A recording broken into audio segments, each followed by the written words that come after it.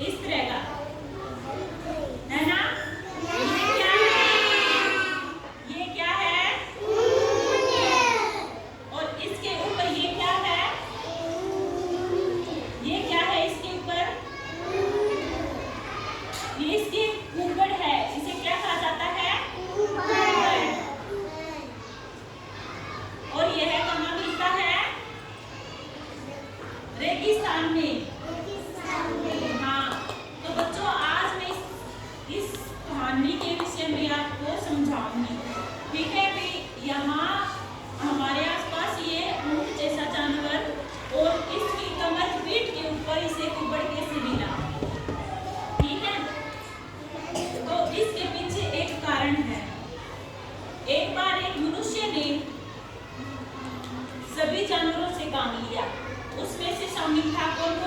कुत्ता, बिल्ली, ऊंट और घोड़ा।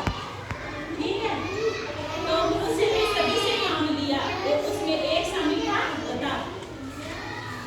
मनुष्य ने सभी से काम लिया, चारों ने काम किया और ऊंट ने काम नहीं किया।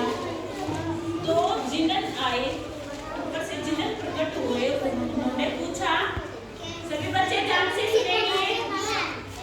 उन्होंने पूछा कि सभी काम कर रहे हो और तुम काम क्यों नहीं कर रहे हो?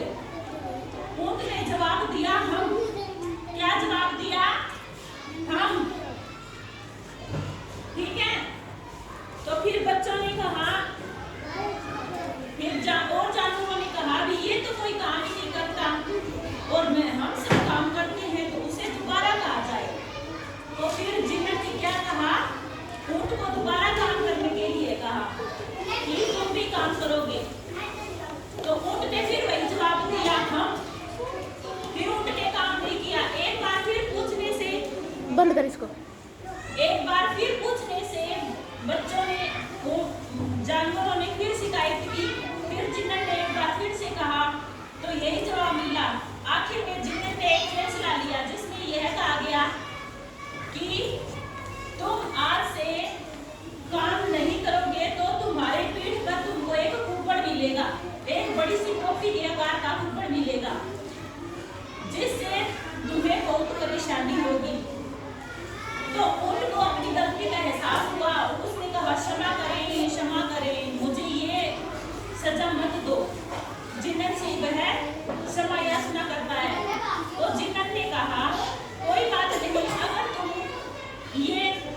अगर तुम क्षमा मांग ही रहे हो तो तुम्हें एक काम करना पड़ेगा। जब तक तुम काम करोगे तब तक तुम्हारा ये कुकड़ कम हो जाएगा और फिर